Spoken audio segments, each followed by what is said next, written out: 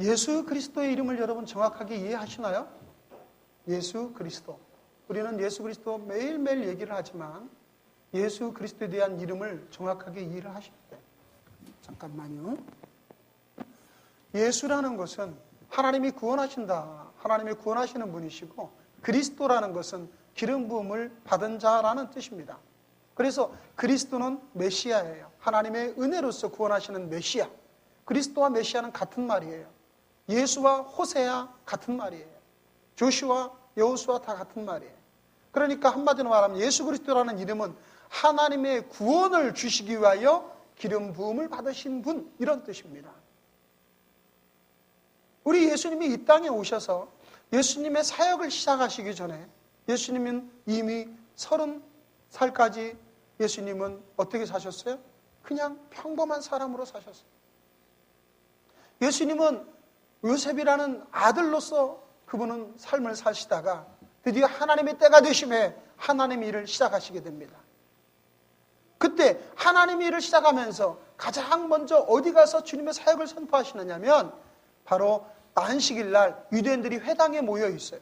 안식일이 되니까 유대인들이 회당에 모여서 하나님께 예배드리기 위해 모여 있을 때에 그곳에 예수님이 가셔가지고 그곳에서 이사야서의 61장 말씀을 펴들고 주님께서는 오늘 그 말씀을 인용하시면서 이러한 말씀을 하십니다.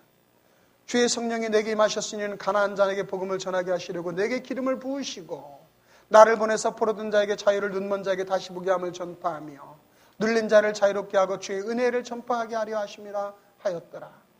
여러분, 이 말씀은 이사야서에 기록된 예언의 말씀이요, 예수님이 오시기 전에 무려 700년 전에 있었던 말씀이에요.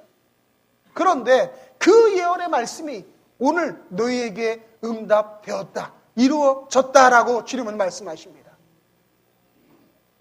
주님께서 내가 이 땅에 온 사명이 무엇인지를 여러분과 저에게 보여주시는 거예요. 주님이 말씀하시는데 이런 말씀을 하십니다. 가난한 자에게 복음을 전하게 하시려고. 복음은 기쁜 소식이지요. 저와 여러분에게 이 기쁜 소식은 무엇일까? 그런데 주님께서는 누구에게 복음을 전해요? 가난한 자에게. 제가 한번 여쭤볼까요? 혹시 이 가운데 오신 분 중에 부자이신 분 한번 손 한번 들어보실래요? 아무도 없으시네요. 그럼 가난하신 분 손 들어보실래요? 역시 아무도 없으십니다. 여러분 다 중산층이십니다. 오늘 주님이 우리에게 가난한 자라고 하신 말씀은 돈이 많고 적음의 문제가 아닙니다. 주님이 여기서 가난하다라는 것은 우리가 돈이 없는 자를 의미하는 것이 아니에요. 가난하다라는 것은 부족하다는 의미입니다. 여러분, 이 땅에서 우리가 모든 것이 완전하게 채워주신 분이 있나요? 여기 계신 분들 중에서는 돈이 많이 있는 분도 있을 겁니다. 그럼 내가 돈이 많으면 모든 것이 부족하지 않게 다 채워질까요? 정말 사랑하는 사람을 만나가지고 결혼을 했어요. 아름다운 가정을 만들었습니다. 내가 저 남자, 저 여자하고만 살면 내 평생 행복할 것 같아. 우리는 그렇게 생각하기도 하죠. 그러나 그러한 꿈과 비전이 있어 그러한 소망을 가지고 결혼했다고 해서 그 결혼 안에 모든 것이 다 채워지는 결혼 생활이 이 땅에 있을까요? 우리는 그런 세상은 없습니다. 누구나 다 부족함이 있습니다. 영적으로도 부족하고 정신적으로도 부족하고 사랑이 고프고 육체적으로도 아프고 환경적으로도 열악하고 우리는 누구나 다 부족한 자들입니다. 한마디로 말해서 우리는 채움이 없는 사람들이고 부족하고 결핍된 사람들이에요. 여러분과 제가 만일에 결핍되어 있다면, 내가 만일에 부족하다면 우리는 주님이 필요한 자들입니다. 할렐루야. 그래서 주님 말씀하시기를 가난한 자에게 복음을 전하게 하시려고 오셨어요. 여러분이 지금 이 시간에 우리가 나에게 있어서 많은 것이 부족하다고 느끼면, 하나님 저는 사랑이 너무나 목말라요. 하나님 저는 주님의 은혜가 너무나 목말라요. 하나님 저는 내가 질병 때문에 너무나 고통당하고 있어요. 하나님 저는 우리 가정에 너무나 물질이 없어서 고통당해요. 하나님 저는 가족관계 때문에 너무나 고통을 당해요. 등등 어떤 것이든지 여러분과 제가 결핍하고 부족한 것이 있다면 주님은 우리에게 주님의 기쁜 소식을 증거하러 오셨다는 사실을 들으시고 그 기쁜 소식 가운데 아멘으로 화답하시길 주 이름으로 축원합니다. 주님이 우리에게 말씀하시는 기쁜 소식은 무엇일까요? 주님의 사명입니다. 그것이 주님의 이 땅에 오신 목적입니다. 그 첫 번째로 주님은 뭐라고 하세요? 포로된 자에게 자유를 주신다 말씀합니다. 포로된 자에게 자유를. 저와 여러분은 지금 포로 되신 적이 있나요? 나는 남에게 붙잡혀 본 적이 없습니다. 이렇게 말씀하는 분도 있겠죠. 감옥에 교도소에 가는 것 옛날에는요 참 고생스럽고 어려운 길이었대요. 근데 요즘은 교도소 시설이 참 좋답니다. 저도 뭐 가본 적은 없으면 들어가 본 적은 없어요. 그럼 저 전도하러는 들어가 봤지만은 들어가 살아본 적은 없으니까 모르는데 옛날과 비교할 수 없을 만큼 시설이 좋아졌다고 그러더군요. 먹을 거 다 주고 잠 재워주고. 그래서 어떤 노숙자 할아버지는 밖에 살아보니까 너무 힘들어서 일부러 뭘 훔쳐가지고 다시 교도소로 돌아갔다는 얘기도 들어본 적이 있어요. 딱깐 노릇이죠. 그런데 많은 사람들이 교도소 감옥을 싫어해요. 왜? 밥 주고 재워주는데 왜 싫어할까? 가장 중요한 건 자유가 없다는 것입니다. 여러분 자유가 없는 삶은 언제나 얼마나 곤고한지요. 옛날에 여러분 미국이란 나라가 처음부터 독립된 국가가 아니었죠. 영국에 속한 나라였습니다. 그때 미국의 상원의원 중에 한 명인 패트릭 헨리가 독립전쟁을 치르기 전에 그런 이야기를 합니다. 자유가 아니면 죽음을 달라. 자유가 아니면 죽음을 달라. 남에게 억압받고 남에게 속박된 삶은 못 산다 이 말이에요. 여러분과 저도 우리가 누군가에게 속박되었다면 어떻게 살아나가겠어요? 얼마나 곤고하겠습니까? 그런데 목사님 누구에게 속하다니요? 저는 한 번도 포로된 적이 없습니다라고 말하시는지 모르지만 성경은 뭐라고 말씀하십니까? 로마서 6장 16절을 보시면 너희 자신을 종으로 내주어 누구에게 순종하든지 그 순종함을 받는 자의 종인 되는 줄을 너희가 알지 못하느냐. 여러분과 제가 만일에 죄를 따라 우리가 간다면 내 마음이 육신이 원하는 대로 내가 죄를 따라간다면 우리는 죄에게 속한 죄의 종이 되는 삶을 살아가요. 여러분과 제가 예수님을 알기 전에 내가 세상적으로 살아가고 싶고 내 마음대로 살아가고 싶고 내가 원하는 대로 살아가는 삶을 살았다면 여러분은 진정한 자유자가 아니라 바로 공중권세 잡은 악한 사탄에게 속한 포로된 자였다는 것이죠. 절대로 우리는 자유자가 될 수 없습니다. 세상에는 두 종류의 사람밖에 없어요. 오늘 본문에 보면 죄의 종 아니면 순종의 종, 의의 종, 두 종류의 사람밖에 없어요. 여러분은 과연 어떤 누구의 종으로 살아갔습니까? 죄의 종으로 살아갈 때는 우리에게 희망이 없습니다. 악한 공중권세 잡은 원수마귀에게 속한 자들은 죄 가운데 빠져서 이 세상에서 아무런 희망이 없이 그저 짐승처럼 먹고 마시며 자기의 쾌락을 위하여 자기 육체를 위하여 살다가 죽은 다음에는 영원한 형벌에 처해지는 그러한 삶으로 살아가는 것이 바로 죄의 종의 모습입니다. 저와 여러분이 그러한 죄의 종으로 살았을 그때에 우리에게 무슨 희망이 있던가요? 내 입으로 들어가는 그 밥이 달콤해서 내가 누리는 쾌락이 좋아서 내가 세상의 사람들을 속이고 다른 사람들을 빼앗고 그래서 내가 내 것만 추구하고 살다가 내 배를 배불리다가 그랬으니 나는 이 세상에 참 신나게 살았다라고 할 수 있을까요? 그것 또한 잠깐 지나가는 삶이요. 그 다음엔 영원한 형벌이 있는 포로된 자의 삶으로 마감을 하게 됩니다. 우리는 이 세상에서 아무런 희망이 없는 존재였어요. 우리는 죄의 종에게 사로잡혀서 전부 다 누구나 포로로 살았던 자들입니다. 그러나 이러한 포로된 자들에게 주님께서는 무엇을 선포하십니까? 우리에게 자유를 선포하셨습니다. 할렐루야! 자유가 없는 자에게 자유를 주셨다는 것보다 더 좋은 소식이 있겠어요.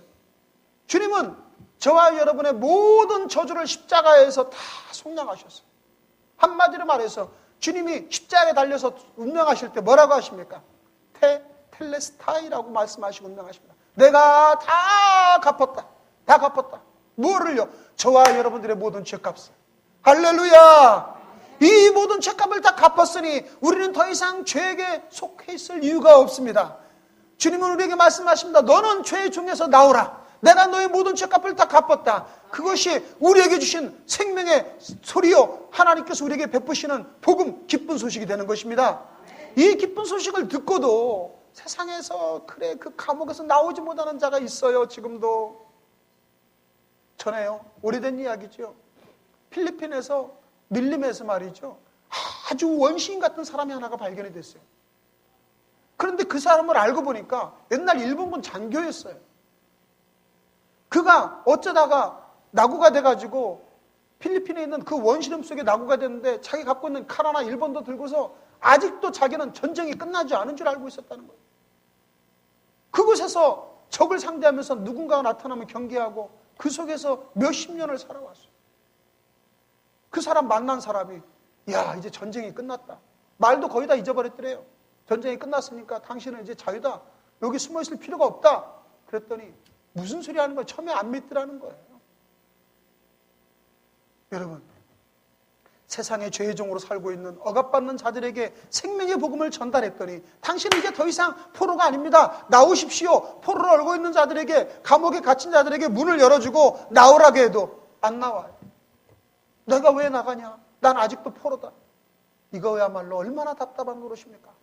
그러나 우리 주님은 저와 여러분들에게 선포하셨습니다. 포로된 자에게 자유를 주신다. 이제 더 이상 저와 여러분들은 죄의 종에게 묶여 있을 이유가 없고 우리는 그 권세 아래 있을 필요가 없습니다. 오늘 이 아침에 이곳에 나온 여러분들은 모두 다 포로된 자에서 자유함을 받은 구속된 주님의 자녀들이 된 줄로 믿으시기를 바랍니다. 두 번째로 주님은 우리에게 말씀하시기를 눈먼 자를 다시 보게 하신다 말씀하십니다. 눈먼 자를 다시 보게 하신다. 여러분, 여기 오신 분들 중에서 제가 보니까 눈 못 보신 분은 아무도 안 계신 것 같아요. 처음에 태어나면서부터 앞을 보지 못한다면 얼마나 괴로울까요? 그러나 그보다 더 괴로운 건 중간에 눈을 보고 살다가 중간에 눈이 멀은 그런 분들이죠. 요즘엔 당뇨가 심해지면 실명하는 경우도 종종 있다고 그러죠. 얼마나 괴롭겠습니까? 여기서 주님이 말씀하는 눈먼 자를 다시 보게 하신다는 뜻은 저와 여러분의 모든 질병, 우리 육체적 장애를 주님은 회복시켜 주신다는 약속입니다. 여기 있는 분들 중에서 아프지 않은 분이 있나요? 저는요, 목회를 하면서 많은 분을 뵈는데 어떤 분은 청년이 얼마나 신체가 우람하고 막 튼튼한지 몰라요. 헬스를 해가지고 막 이렇게 하니까 막 팔뚝이 얼마나 단자, 내가 한 2배는 되는 것 같고 어깨가 딱 벌어지고 허리, 다리통이 막 이만하시고 하고 얼마나 튼튼한지, 이야, 하나도 아픈 곳이 튼튼하겠다. 그랬더니 그 청년이 그래요. 목사님, 저 기도 좀 해주세요. 뭐, 좀 질병 치료를 위해서. 어디 아픈데? 야, 네가 봐도 내가 봐도 어디 아픈데 하나도 없을 것 같다. 좀 창피한데요. 제가 치질이 심해요. 우리는 연약하지 않은 사람이 없어요. 호흡기가 건강한 사람 또 소화기능이 약한 사람 있고 온몸이 다 건강한데 참 특이한 질병이 있습니다. 제가 기도원에서 집회를 하다가 치료를 받은 사람이 있는데 그분은요, 발바닥이 아파요. 그래서 제대로 걷지를 못해요. 난 참 병도 여러분. 그래가지고 발바닥 디밀면서 목사님 발바닥 안수 좀 해주세요. 그래 열심히 안수해 주셨어요. 전 안수해 드렸어요. 근데 집에 가가지고 전화가 왔어요. 목사님 발바닥이 언제 그랬냐는데 씻은 듯이 나왔어요. 그래서 뭐 제가 치료한 건 하지만 속으로 참 하나님 희한한 병 다 치료하십니다. 발바닥이 아픈 병이 왠지는 모르겠습니다만 우리는 안 아픈 사람이 없고 치료가 필요하지 않은 사람이 없어요. 주님은 우리에게 이 모든 질병을 치료해 주신다고 말씀합니다. 우리는 그 치료의 능력에 나가셔야 됩니다. 주님이 말씀하시기를 베드로전서 2장 24절에 이런 말씀을 하십니다. 친히 나무에 달려 그 몸으로 우리 죄를 담당하셨으니 이는 우리로 죄에 대하여 죽고 의에 대하여 살게 하라 하십니다. 그가 채찍에 맞음으로 너희는 나음을 얻었나니. 할렐루야. 그 당시에 십자가는요, 아주 극악무도한 정치인들, 로마의 세력에 대항하는 자들에게 형벌을 취하는 사형도구예요. 여러분은 아름다운 십자가를 목걸이로 메고 다니고 또 어떤 분은 귀걸이를 하고 다니시는 분도 있던데 사실은 십자가는 전혀 아름답지 않았던 곳이었습니다. 그 십자가는요, 어떻게 하면 사람을 가장 오래도록 고통받게 하고 죽이나, 그것이 바로 십자가예요. 어찌 보면 여러분이 잘 아는 한 번에 목을 땡당 자르는 단두대, 우리나라 옛날에 참수형, 이것은 차라리 은혜롭다니까요. 고통은 덜 느끼게 해주니까. 근데요, 십자가는요, 사람을 빨개 벗겨놓고 사람이 많이 다니는 곳에 매달아놔요.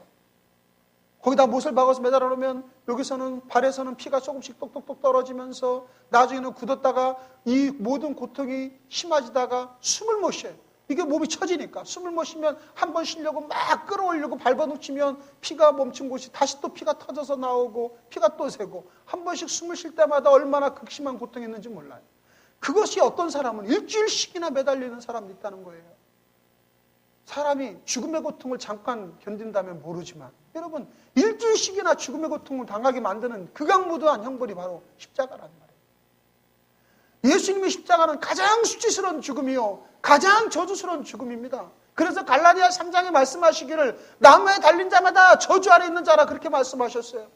주님이 왜 그런 십자가에 달리셨나요? 저와 여러분의 저주를 청산하기 위해서예요. 저와 여러분은 이 저주가 없는 사람이 없었습니다. 죄 때문에 우리는 누구나 다 영적으로 병들고 누구나 다 하나님과 관계가 끊어지고 세상에서 온갖 질병에 시달리고 환경도 저주를 받았어요. 내가 열심히 일하는 건 그대로 걷어서 먹기만 하게 놔둬도 좋겠어요. 그런데 창세기에 보니까 아담과 하와가 죄를 져가지고 어떻게 돼요? 아담이 아무리 씨를 뿌리고 그것을 제대로 거두어 수확하고 그걸 먹으려고 해도 가시나무와 엉겅퀴가 자라나서 그것을 방해하게 만든다고 환경의 저주가 이미 선포되어 있습니다. 여러분, 우리는 이 저주스러운 삶에서, 이 저주스러운 질병의 고통에서 누가 우리를 회복시켜줍니까? 병원에 가서 치료하는 것, 그것도 일시적인 것이요. 물론 이 땅에 우리가 영원히 죽지 않는 삶은 없어요. 그러나 주님께서 우리에게 허락하신 우리의 삶 가운데 주님이 우리에게 허락하신 그 건강하고 복된 삶을 받아 누리는 것, 그것은 주님이 우리 주신 축복입니다. 그러므로 우리는 이 축복을 받아 누리셔야만 돼요. 주님께서 말씀하십니다. 이는 선지자 이사야를 통하여 하신 말씀에 우리의 연약한 것을 친히 담당하시고 병을 짊어지셨도다함을 이루려 하십니다. 오늘 이곳에 오신 분들 중에서도 지금 당장 심각한 질병으로 인하여 고난받는 분 계십니다. 또한 앞으로 병을 앓을 분도 있을 수도 있고 우리의 모든 삶 속의 병이라는 것이 언제든지 다가올 수 있습니다. 여러분, 만일에 그러한 질병이 여러분을 괴롭히거나 그러한 질병이 다가오면 오늘 이 말씀을 붙들고 여러분은 기도하셔야 돼요. 주님이 나를 위하여 채찍에 맞음으로 우리의 모든 질병을 치료하셨다. 주님께서는 실제로 채찍에 맞지 않고 십자가에 달릴 수 있으셨어요. 고통을 더하기 위해서 대다수의 사람들은 채찍을 때리지 않습니다. 십자가상에서 더 많이 고통당하고 죽게 만들기 위해서. 그러나 주님은 엄청난 채찍을 맞으셨습니다.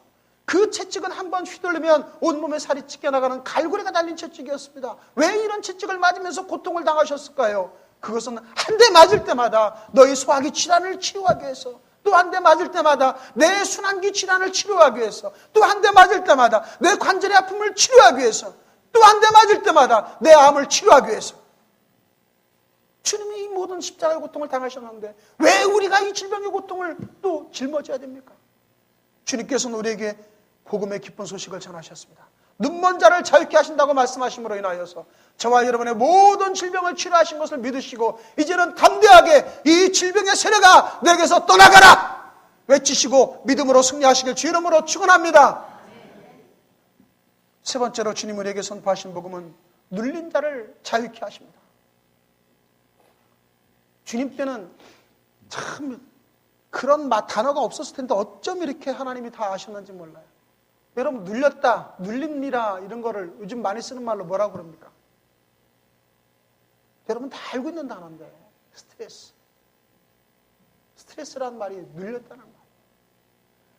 우리는 이 시대에 살면서 스트레스 없는 사람이 없어요. 학생들은 얼마나 많이 스트레스를 받는지 몰라요. 또 일하는 사람은 일하는 사람대로 스트레스를 받고요. 가정주부는 가정주부대로 스트레스를 받아요. 아침마다 애를 깨워서 학교 보내는 일이 또 보통 스트레스 받는 일도 아니죠. 우리의 삶에 직장인은 직장인대로, 사업은 사업가대로, 학생은 학생대로 이 세상에 눌리지 않고 사는 사람이 없습니다. 그러한 눌림이 심해지면 사람들은 우울증에 빠지게 되고 세상에 대해서 싫어지게 되고 때로는 절망하고 낙심하고 자기 삶을 포기하는 사람도 얼마나 많은지 몰라요. 이러한 스트레스 때문에 우리 모든 질병이 다가옵니다. 이러한 스트레스 때문에 우리는 세상에서 실패하고 좌절하고 삶의 의욕도 잃어버리게 됩니다. 그런데 주님이 우리에게 말씀하시기를 눌린 자를 자유하게 풀어주신다고 말씀하십니다. 우리를 내려누르는 모든 스트레스에서 우리를 해방시켜 주신다고 말씀하십니다. 오늘 성경의 마태복음 11장 28절에 이런 말씀을 하시죠. 수고하고 무거운 짐진 자들아 다 내게로 오라. 내가 너희를 쉬게 하리라. 할렐루야. 우리는 보통 직장인들은 1년에 한 번씩 휴가를 참 기대하지요. 그러면 1년에 한 번 휴가를 갔다 오면 미리 가기 전에 얼마나 꿈에 부풀고 이번엔 휴가를 여기 가서 이렇게 우리 가족과 재미있게 지내야 되겠다. 뭐 이런저런 계획을 세워가지고 휴가를 다 잘 갔다 와요. 그러고 나오면 꼭 남는 게 뭐가 있습니다. 휴가 후유증. 휴가 후유증에 걸리면 휴가 가기 전보다 더 힘들어. 그 미국에서는요. 여름철에 휴가 시즌이 지나고 나온 차는 안 산답디다. 왜? 그때 되면 사람들이 다 나사가 하나씩 풀려가지고 차를 만들어서 진짜 차도 나사가 풀린 차를 만들어낸대요. 그 정도로 우리에게는 휴가가 좋은 것 같지만 그 휴가를 통해서 완전하게 회복이 되는 게 아니에요. 어디 가서 쉰들 저와 여러분이 완전한 휴식을 얻는 데가 있겠습니까? 여러분과 제가 어디 가서 회복을 한들 우리를 내려누르는 이 무거운 스트레스 자유로울 수가 있겠습니까? 우리는 아무것도 없어요. 오직 그리스도의 십자가 밑으로 나아갈 때에 우리를 얽어매고 있는 모든 묶여있는 무거운 짐과 사슬이 풀려지는 줄 믿으시기를 바랍니다. 존 번연이 쓴 필그림 순례자의 그 책에는 이런 내용입니다. 순례자가 순례를 하는데 그 순례자가 온몸이 쇠사슬로 묶여있어요. 무겁고 걸음을 제대로 걸을 수 없어요. 그 순례자는 우리를 생각하는 거죠. 우리를 상징하는 거죠. 우리는 이 땅에서 잠시 갔다 가는 순례자일 뿐이에요. 그런데 그가 십자가를 발견하고 십자가 밑으로 나아갑니다. 그 십자가 밑에 나아가니까 갑자기 온몸을 얽어매고 있고 나를 내리는 무거운 이만한 돌덩이들이 쭉 풀려지면서 이제까지 느껴보지 못한 최고의 편안함을 느끼는 장면이 나옵니다. 존 번연의 철로역정을 보면 우리의 모든 믿음 생활의 여정들이 그려져 있어요. 우리는 십자가 밑에 나아갈 때, 예수님을 만날 때, 예수님에게 내 모든 수고하고 무거운 짐을 내려놓을 때 우리를 내려놓으려는 모든 눌린 짐들이 풀려지는 역사가 있게 될 줄로 믿습니다. 오늘 이 아침에 나오신 여러분들 중에 삶에 많은 문제가 있어 힘들고 괴롭습니까? 오늘 이 아침에 나오신 여러분들 중에 풀려지지 않는 문제로 괴로워하십니까? 그 문제 가지고 있는 그대로 주님께 나아가세요. 성경은 말씀합니다. 요한일서에 하나님께 나아가는 자는 반드시 그가 계신 것과 자기를 찾는 이들에게 상 주시는 이심을 믿어야 할지니라. 우리가 주님 앞에 나아가기만 하면 주님께서는 저와 여러분의 모든 삶을 회복시켜 주시고 우리의 모든 눌린 짐들을 풀어놔 주시고 막혀있는 문제를 해결해 주시는 놀라운 주님의 축복을 경험하시며 우리 모두 다 십자가 밑으로 나아가서 승리하시기를 주의 이름으로 축원합니다. 마지막 네 번째로 주님은 은혜의 해를 선포하신다 말씀하십니다. 은혜의 해. 은혜라는 것은 무엇인가요? 은혜는 거저 받는 것을 이야기합니다. 우리 부모님들의 은혜, 부모의 사랑을 우리는 은혜라고 그러잖아요. 부모님 은혜. 어떤 초등학교에서 선생님이 시험 문제 낸 얘기 여러분 아시죠? 너무나 유명한 얘기예요. 그 시험 문제는 단답식이었습니다. 선생님이 이렇게 문제를 냈어요. 우리의 부모님은 우리를 왜 사랑하실까요? 답은 뭐예요? 네? 우리를 사랑하실까? 왜 우리를 사랑하실까요? 답은 부모님의 은혜예요. 그런데 어떤 학생이 거기다가 뭐라고 썼냐면 그러게 말입니다. 우리는 부모님의 은혜 때문에 사랑으로 살아가고요. 그 은혜는 거저 내려주는 내리사랑 아닙니까? 내리사랑은 바로 은혜예요. 주님은 우리에게 말씀하시기를 오늘날 우리에게 은혜를 선포한다.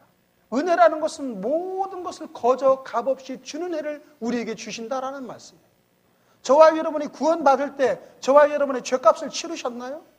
여러분 옛날처럼 구약에처럼 소 가지고 가서 제사장한테 가서 내가 이러이러한 죄를 졌으니까 내가 속죄를 원합니다. 그래서 그 소에게 안수하고 소 목을 따서 피를 받고 가서 번제를 바쳐가지고 우리 죄가 속해졌습니까? 여러분 누구나 이곳에 오신 분들은 어느 누구도 죄값을 치른 분은 없어요. 그러나 우리의 모든 죄값은 사실상 치루어졌죠. 예수님께서 말씀하시길 주님이 히브리서에 보니까 주님이 우리를 위하여 산 제물이 되셔서 직접 저와 여러분을 위하여 희생제물이 되셨다라고 말씀하십니다. 우리는 은혜로서 구원받은 것이요, 은혜로서 용서받고 은혜로서 살아가는 자들임을 믿으시길 바랍니다. 우리가 주님께 할 만한 사랑을 받을 만한 이유가 있어서 받는 게 아니에요. 제가 이 예배 전에 하나님께 기도하는데 하나님께서 저에게 갑자기 하나님의 은혜를 깨닫게 하시고, 주님, 저는 은혜 받을 만한 자격이 없는데 하나님 웬 은혜인지 웬 사랑인지, 하나님 이 주일날 이 예배 가운데 우리가 함께, 주님이 함께 하시고 이곳에 모인 분들과 하나님 영광된 예배를 같이 드리게 하시고 이곳에서 하나님 말씀을 선포하게 하신 이 부족하고 연약한 종을 하나님 세워주시고 택하신 것을 갑자기 하나님께 생각하니까 너무나 감사한 거예요. 저는 전혀 자격이 없고 조금도 능력이 없는 존재. 이것이 바로 우리의 은혜 아닙니까? 여러분과 제가 구원받을 만한 자격이 어디 있었습니까? 여러분과 제가 하나님 앞에 내세울 만한 것이 어디 있었습니까? 주님의 은혜입니다. 은혜는 값없이 주는 것입니다. 그런데 우리 주님이 우리에게 은혜를 선포하신다라고 말씀하셨습니다. 구약 성경에 보면 희년이라는 말이 나와요. 이 희년은 7년에 한 번씩 돌아오는 것이 7번 돌아오고 마지막 49년째 다음 해가 50년째 되는 날은 희년이라고 해요. 영어로는 주빌리라고 그러는데 그 희년이 돌아오면요, 내가 종으로 돈이 없어서 종으로 팔려간 자 희년이 되면 자유자가 됩니다. 내가 돈이 없어가지고 다른 사람에게 논밭을 팔아먹었어요. 희년이 되면 그거 나한테 거저 돌아옵니다. 내가 다른 사람에게 원한을 사서 그 사람에게 무엇인가 갚아야 돼도 희년이 되면 그것으로 끝이고 다 자유가 됩니다. 희년이 되면 더 이상 아무것도 우리에게 의무가 없어지고 희년이 되면 모든 것이 회복되는 해가 바로 이 희년의 선포예요. 그때가 되면 온 나라에 나팔을 불고 희년을 선포하면 모든 사람들이 기뻐하고 춤을 추고 축제의 분위기 들어갑니다. 왜? 내가 대가를 치르지 않고 그 은혜로 모든 것을 내가 받을 수 있는 해가 돌아왔기 때문에. 우리 예수님이 오셔서 마지막 네 번째로 예수님의 사명을 말씀하시는데 내가 너희들에게 온 것은 바로 이 은혜의 해를 선포하려 합니다. 성경은 말씀하십니다. 보라 지금은 구원받을 만한 때요, 보라 지금은 은혜의 날이로다. 저와 여러분이 지금 이때는 우리 주님께서 은혜를 선포해 주시는 때예요. 우리 주님께서 우리에게 거저 주시는 놀라운 사랑이 넘치는 때예요. 우리는 이 사랑을 거저 받고 있습니다. 그 사랑에 대해서 여러분이 어떤 대가도 지불하실 필요 없어요. 그러나 주님은 말씀하는 것, 로마서 6장에 있는 대로 우리가 주님께 속하고 주님이 우리에게 속하는, 우리가 주님과 연합되는 삶. 그래서 갈라디아 2장 20절의 말씀대로 내가 사는 것이 아니요 내 안에 예수 그리스도께서 사는 것, 이것이 바로 주님이 주시는 은혜에 대한 우리의 보답입니다. 이러한 은혜의 해를 사는 사람들, 이러한 은혜가 선포된 자들은 세상에서 그 어떤 속박도 이제 더 이상 우리를 얽어매지 않는 그러한 올무가 될 수가 없습니다. 얽어매는 올무가 될 수 없습니다. 저와 여러분들은 주님의 은혜가 선포되었어요. 더 이상 우리는 돼지 잡고 소 잡고 양 잡고 하나님께 나가서 죄물 삼을 거 없어요. 더 이상 우리는 죄 때문에 이 세상 가운데서 곤고하고 악한 원수마귀가 시키는 대로 살아갈 이유가 없어요. 주님이 우리를 거둬주시는 은혜가 이미 선포되었고 그 은혜에 따라서 우리는 십자가 밑으로 나아가기만 하면 되는 것입니다. 사랑하는 성도 여러분, 우리 예수 그리스도께서는 이 땅에 하나님의 구원을 이루기 위하여 기름 부음을 받으신 분이십니다. 저와 여러분을 구원시키기 위하여서 이 땅에 2000년 전에 오신 분이십니다. 예수님의 죽음은요, 한 번의 죽음으로 끝나는 것이 아니에요. 예수님의 죽음은 저와 여러분을 대표해서 죽으셨지만 어떤 한 사람이 구원받는 그 순간, 예수님과 연합되어 죽고 연합되어 일어나는 그 순간, 우리는 예수님이 나의 죄를 위해서 개인마다 우리의 모든 죄를 십자가에서 대속해주는 철저히 개인적인 예수님의 대속의 죽음이십니다. 그러므로 우리는 이 은혜가 얼마나 감사합니까? 우리는 이 은혜에 대하여 우리의 평생 갚아도 갚을 수 없는 것입니다. 주님은 말씀하시고 이 은혜는 너에게 거저 주는 것이다. 거저 주는 것이다. 사랑하는 성도 여러분, 하나님께 나아가는데 내가 무엇인가 잘해야 하나님이 나를 받으신다고 생각하지 마십시오. 내가 하나님께 사랑받을 만한 자격이 있어서 내가 하나님의 은혜를 받는다고 생각하지 마십시오. 주님은 선포하신 것입니다. 우리는 그것을 받아 누리면서 주님 주시는 놀라운 은혜에 참여하는 것, 그것이 바로 우리의 은혜예요. 그것이 바로 우리의 의무예요. 우리 주님이 이 말씀을 선포하시고 이 글이 오늘날 너에게 응하였다. 즉 이 글이, 이 약속이 이제 너에게 이루어졌다고 말씀합니다. 그러므로 이제 우리는 어떻게 살아야 되나요? 더 이상 우리는 포로된 자의 모습으로 살아서는 안 됩니다. 악한 원수마귀는 끊임없이 저와 여러분에게 다가와서 속삭이고 거짓말할 거예요. 야, 너 옛날에 이런 죄를 지었잖아. 너 지금도 그런 죄가 있지? 너 지금도 이런 연약한 모습 있지? 야, 너 이거 좋아하지? 네가 무슨 예수 믿는다고 그래? 뭘 교회 나가면서 그래? 야, 다시 옛날로 돌아가지 않을래? 어떤 것도 유혹에도 속아 넘어가지 마세요. 여러분은 더 이상 죄에 속한 종이 아닙니다. 예수 이름으로 담담하게 물리치시길 바랍니다. 또한 저와 여러분이 병이 있으면 우리는 주님 앞에 나아가서 기도하셔야 돼요. 야고보서에 보니까 주님 말씀하시는 너희 중에 병든 자가 있느냐? 저는 기도할 것이라. 너희 죄를 서로 고하여 병 낫기를 위하여 간구하라고 말씀하십니다. 병이 있으면 우리는 나에게 무슨 죄가 있는지, 내가 하나님 보시기에 아름답지 못한 것이 있는지 우리는 먼저 살펴보고 회개하고 나아가면 주님께서는 우리의 병을 치료해 줄 줄로 믿습니다. 우리의 삶에 여러 가지 문제가 있을 때, 나를 내려놓으려는 많은 스트레스가 있고 풀려지지 않는 문제로 괴로워할 때, 여러분 그것을 내가 스스로 풀려고 하지 마세요. 무조건 주님 앞으로 나아가세요. 주님은 우리를 위하여 해결해 주시고 주님께서는 우리의 모든 문제의 응답자가 되시는 줄 믿습니다. 그리고 말씀드린 대로 주님은 이제 은혜를 선포하셨어요. 선포는 더 이상 되돌릴 수 없습니다. 하나님께서 우리를 무죄하다고 선포하셨고, 너희는 죄가 없다고 말씀하셨고, 너희는 나의 사랑하는 자녀라고 말씀하셨고, 너희는 나의 왕같은 제사장이요 택하신 족속이요 하나님의 상속자라고 선포하셨으니 우리는 이제 더 이상 물러날 필요가 없고 세상 가운데 엎드릴 필요가 없습니다. 사랑하는 하나님의 자녀들이여, 우리는 주님께서 우리에게 허락하신 이 놀랍고 하나님 주시는 이 창대한 축복을 받아 누리는 하나님의 축복된 자녀들입니다. 그러므로 이 은혜의 자리에 나가서 주님이 주시는 그 은혜 가운데 저와 여러분의 모든 삶을 주님과 동행하면서 주님께 영광을 올려드리면서 주님 오시는 그날까지 승리의 삶을 사시기를 주의 이름으로 축원합니다. 기도하십니다.